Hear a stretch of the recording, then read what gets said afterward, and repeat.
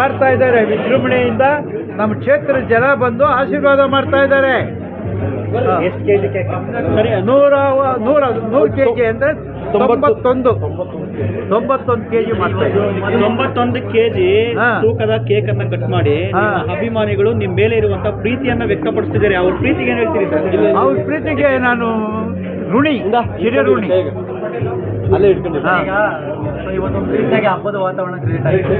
ನೀವು ಕೂಡ ಒಂದು ಹಳೆ ನೆನಪು ಇಲ್ಲ, ನನಗೆ ಹೊಸ ಬೆಳಕು ಇಲ್ಲ ಸರ್. ಇವಾಗ ಹೆಂಗ್ ಬೈ ಇದ್ದಂಗೆ ಇದ್ದೀರಾ? ನಿಮ್ಮ ಆರೋಗ್ಯದ ಗುಟ್ಟೇನು ತಿಂಡಿ ತಿನ್ನೋದ್ರಲ್ಲೇ ಗುಟ್ಟು. ವ್ಯಾಯಾಮ ಮಾಡ್ತೀನಿ, ಬೆಳಗ್ಗೆ ಎದ್ದು ಒಂದು ಅರ್ಧ ಗಂಟೆ ವ್ಯಾಯಾಮ ಥ್ರೆಡ್ಮಿಲ್ ಮಾಡ್ತೀನಿ, ಫುಡ್ ತಗೊಳ್ತೀನಿ, ಫ್ರೂಟ್ಸ್ ತಿಂತೀನಿ, ಗಂಜಿ ಕುಡಿತೀನಿ. ಸರ್, ಇವತ್ತು 91 ಆಚರಣೆ ಮಾಡ್ತಿದ್ರೆ ಎಷ್ಟು ಖುಷಿ ಆಗ್ತದೆ? ನಿಮ್ಗೆ ಖುಷಿ ಆಗಲ್ಲೇನಾ? ನಿನಗೆ ಖುಷಿ ಆಗ್ತೈತೆ ಇಲ್ಲ?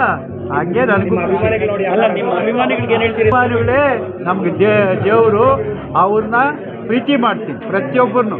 ನನ್ನ ವಯಸ್ಸಿಗೆ ಇಲ್ಲಿ ರಾಜಕೀಯದಲ್ಲಿ ಯಾರೂ ಇಲ್ಲ, ಅದಕ್ಕೆ ಅವರೆಲ್ಲ ಚಿಕ್ಕವ್ರು ನನಗಿಂತ, ಅದರಿಂದ ಅವ್ರನ್ನೆಲ್ಲ ಪ್ರೀತಿ ಮಾಡ್ತೀನಿ. ಇಲ್ಲಿ ನೋಡ್ತಿದ್ರೆ ಮಹಿಳಾ ಅಭಿಮಾನಿಗಳು ನಮ್ಮ ಸ್ಟೂಡೆಂಟ್ಸ್ ಬಂದಿದ್ರು, ಮಹಿಳಾ ಅಭಿಮಾನಿಗಳು, ಅವರು ಇದ್ದಾರೆ, ಬೇರೆ ಕಡೆಯಿಂದನೂ ಬಂದಿದ್ದಾರೆ. ಸಂಸದರು ಬಂದಿದ್ದಾರೆ ಸರ್? ಸಂಸದರು ಇಲ್ಲ, ಅವರು ಔಟ್ ಆಫ್ ವಿಶ್ ಮಾಡಿದ್ದಾರೆ, ರಾತ್ರಿನೇ ವಿಶ್ ಮಾಡಿದ್ದಾರೆ. ಅಭಿಮಾನಿಗಳು ಇಷ್ಟೇ ನೋಡಿ ಹೆಂಗೆ ಬಂದು ಯಾವ ರೀತಿ ಆಶೀರ್ವಾದ ಮಾಡ್ತಾರೆ, ಯಾವ ರೀತಿ ಹೂವು ಹಾಕ್ತಾರೆ, ಯಾವ ರೀತಿ ಟೇಪ್ ಇಡ್ತಾರೆ, ಟೋಪಿ ಇಡೋದು, ಶಾಲುಗಳು ಹಾಕೋದು ಇದೆ. ನಾವು ಅಷ್ಟೇ ಪ್ರೀತಿ ಮಾಡ್ತೀವಿ ರೀ. ನಾನು ಫ್ರೂಟ್ಸ್ ತಿಂತೀನಿ, ಬೇರೆಯವ್ರು ಏನೋ ಒಂದು ತಿಂಡಿ ತಿನ್ನಬೇಕು, ನಾನು ಫ್ರೂಟ್ಸ್ ತಿಂದು ಗಂಜಿ ಕುಡಿತೀನಿ ಅಷ್ಟೇ. ಅಭಿಮಾನಿಗಳು ಏನೆಲ್ಲ ಮಾಡ್ತಿದ್ದಾರೆ? ಭರ್ಜರಿ ಬಾಡೂಟ ಭರ್ಜರಿ ಫಸ್ಟ್ ಕ್ಲಾಸ್ ಆಗಿ ಸುಮಾರು ಬಿರಿಯಾನಿ ಎಷ್ಟು ಬೇಕಾದರೂ ತಿನ್ಬೋದು.